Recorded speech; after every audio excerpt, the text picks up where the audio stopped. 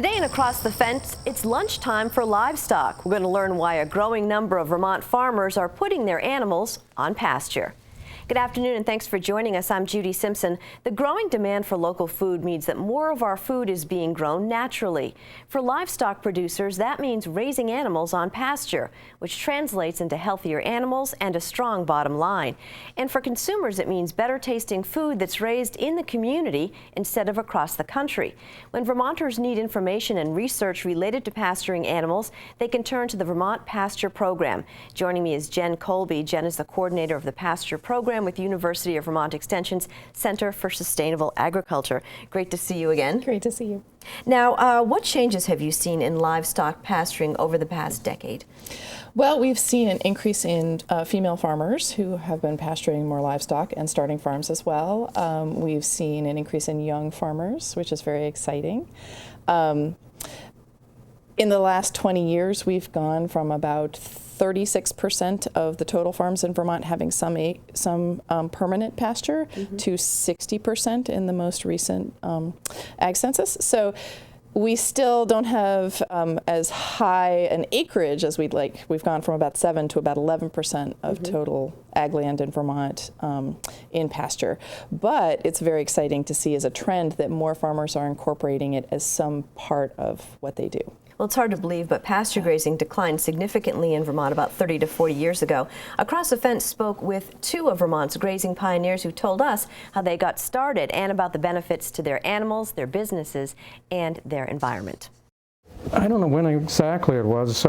Must have been about 88 or 89 in there that Gene Richardson at UVM and several of us went together, put in a proposal to the Kellogg Foundation for a community development project, and it was funded. And for my part of it, I took and hired 5 people to form discussion groups, and each person had about 20, worked with about 20 farmers. In the 6 regions of Vermont, we started having pasture walks each grazing season in the 6 areas. So with some seasons we'd have, depending upon how long the grazing season was going, we'd have 40 pasture walks in Vermont, where people would get together and help each other, and we all learned how to do it. So in 10 years, I had accumulated so much knowledge. This is the 4th edition, published in '98. A lot of farmers just saw the benefits of it right away, the savings in labor, get those cows out of confinement. Having grown up on a dairy farm, I can't imagine anyone in their right mind wanting to continue essentially winter feeding and chores year-round when we can graze for 6 or 7 months a year here. And it cuts your labor down, from 15 hours a day to 2 or 3. Cuts your expenses way down because much less manure being spread, much less feed harvested and stored. The quality of life of farmers is not good when they're working every single day full bore. Whereas when you get out on grazing, it just lightens your load a lot. My name is Doug Flack. I'm on Flack Family Farm in North Fairfield. We have a herd of American milking Devon cattle. We milk some of them and sell raw milk, and we sell grass-fed beef and breeding stock, and we use our cattle to help drive the fertility cycles on the farm, because we also grow vegetables, which we ferment. We don't sell any fresh vegetables. We ferment them all and sell them as 2 kinds of kimchi and sauerkraut. What do I see out in the future? Well, I want to tell a story because I think stories best illustrate what I'm thinking. We had 19 inches of rain on this farm in June and July. Now, that's never happened. I don't believe you could ever find a historical record that's not even close. Typically, we get 3 to 5 inches in those months each. That created enormous problems for us in growing our vegetable crops. But the grazing part of the farm just had no problem with 19 inches of rain. And that's the big story. We are coming into a time of very unpredictable, erratic, and damaging weather systems. And so we better be thinking about that big time as we design or evolve our farm environment and our food system. Our grazing lands here have 9 to 11% organic matter in the soil under the sod. And it's a very thin soil, because this is an upland till farm. And it just absorbs that water and sends it into the soil, and the organic matter retains the nutrients and retains the water, and the streams stay clear. I'm here in the studio with Jen Colby, who's the coordinator of the statewide pasture program. And one of the comments we just heard was that pasturing livestock improves the environment. Is pasturing a tool to improve water quality, do you think? It absolutely is, and Doug referenced that as well. The 9 to 11% soil organic matter means that carbon has been sequestered in the soil. So that's good for the atmosphere, but it also means that it has created a soil that acts like a sponge, and that is the best thing for water quality. If we can filter into the soil instead of running off the soil, then we've done a tremendous service for water quality. How does your work in your program help grass-based farmers? So we do a bunch of different things. We do pasture walks were referenced. We don't do 40 anymore. We're not able to do that. We don't have the staff, but we do at least a dozen of those, or partner with a dozen of them in a year. We do a conference each year for about 350 farmers. And then we also provide a lot of one-on-one technical assistance. So we go help farmers with their individual situations, and that is also where we can really do a lot of problem solving and working together to help them reach their goals, whatever those are. What are the barriers to even more grass-based farming? Change is hard. Yes. I think a lot of that is as much mental and emotional and familial as it is sometimes just the mechanics of changing. Pasture seems like it's very complicated because there are many moving parts. It's got some very simple concepts to managing grass well, but it is one of those things you can pick up quickly, but it still will take you a very long time to refine.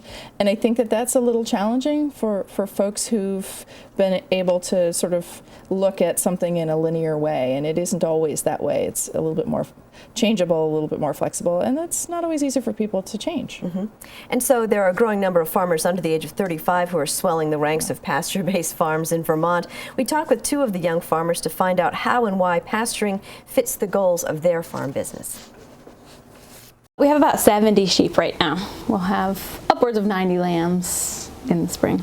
The whole idea of the farm was to have sustainable agriculture with sustainable energy, so the solar and the sheep grazing under the panels was sort of the model from the beginning. And so I think that's what started everything. But personally, I guess, it is economic for us. We're not pushing our animals to produce, and it just seems more natural. I would say our animals are generally healthier when they're out on pasture than they are during the winter months when they're more confined. In my opinion, I wouldn't say that sort of grass farming is a new thing. There are a lot of debates you could have regarding what's the best way to farm, right? And I think I fall somewhere in between, sort of very conventional and not. But in terms of grass farming, I think there are a lot of young farmers in Vermont, and I think with smaller farms who are interested in these systems and having animals outside and grazing, and so I think in a lot of ways we're going to move back to more grazing, and I think it also depends on sort of what the economy does and the cost of fuel. I think all of those things very much affect decisions that people make. It's not a simple question, and I think there are a lot of different factors, and I think it depends on what your farm goals are, and the number of animals, and I do think that there is a demand for local food, And I think above all, that's probably the most important thing, is local. I started working, I'm 23 now, and I started working on farms when I was 16. I started working at Essex Farm over in New York, and they're a pasture-based farm, so I was doing some grazing there, mostly poultry there. That was kind of my job, was laying hens and broilers and stuff. So I guess, yeah, probably 8 years of farming under my belt, at least part-time in some capacity. I did the UVM cream program, and that is not a grazing herd, and I just didn't like it. It wasn't the same to me, the cows being inside all the time. Grazing is like, you know, the way forward. Like economically, in looking into starting my own business plan, it's like I couldn't start a dairy farm, or a confinement dairy farm. Like economically, it just would never have worked, like shipping milk, and even if I wanted to, I couldn't have. So I think low input grazing is kind of the way of the future for the livestock industry, and we just need to accept that and move forward with that and start to develop the technologies that'll make it more efficient and affordable for consumers. It's nice to see other young people like me, like, you know, a lot of people are vegetable farming that are my age, but dairy farming is not something you see a lot of 23-year-olds doing unless they grew up on a dairy farm and they're just going to inherit it from their family.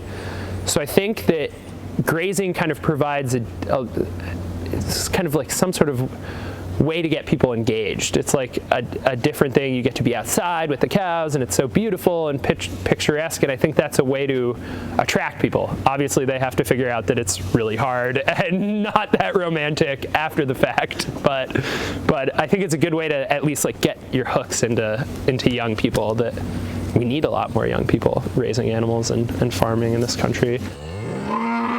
I think there's also an opportunity for people like me to learn a lot from the grazers that have come before us, because they kind of invented, you know, like came up with their own grazing systems all over Vermont and the Northeast, and are getting older now and getting ready to kind of retire.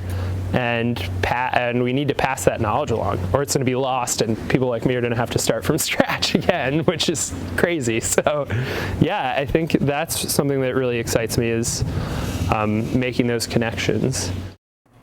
That's interesting. You said grazing is the way forward. What is it about these young farmers in grazing? They haven't started with preconceived notions from the previous generations. I think that's been one of the things, is they are often coming in very fresh. They've grabbed onto this idea, and what I have really loved is that they're very sharp business people, and you know, Henry is a great example of that. He's gone through the Youth Ag IDA program. He's done business planning. He just wrote a second business plan. He's 23. He's written 2 full business plans. It's incredible. It's amazing. It's absolutely amazing. They're very motivated. And so you host an annual conference in January each year. Give us a glimpse as to this year's conference. So we're very excited to be celebrating the 20th anniversary of the conference this year. So we're doing a little bit of looking behind and a little bit of looking forward. We've got Jim Garish, who is the man who coined the term and literally wrote the book, Management Intensive Grazing. He's our keynote. He's doing an advanced grazing workshop all day for the folks who've been doing this for a while and can refine. And then we have some great things for new farmers as well. So it's all about celebration and achievement and looking forward to the future. Is there one question that you get more than any other from farmers who are interested in grazing, interested in starting the concept? Oh, where do I start? Yeah. I mean, no, I mean, not just me. That's right. Actually the question. I'm is sure. Where do I start? What can I do? Or I have a lot of animals. How can I just get started when I have a lot of animals? And we often just recommend start small. Start with the least challenging group of animals to move or to understand, or that have the lowest nutritional requirements while you start this process, and play and learn, and we'll work with you on that. And so how can viewers learn more about pasturing and grazing?